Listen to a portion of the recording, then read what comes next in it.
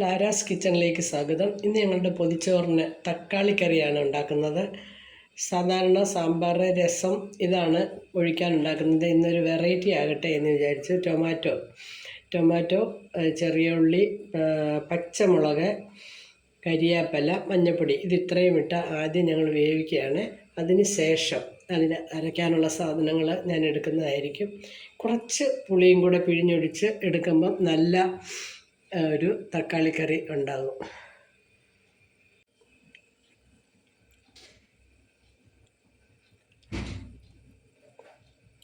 ഇത്രയും സാധനങ്ങളാണ് അരയ്ക്കാൻ എടുക്കുന്നത്.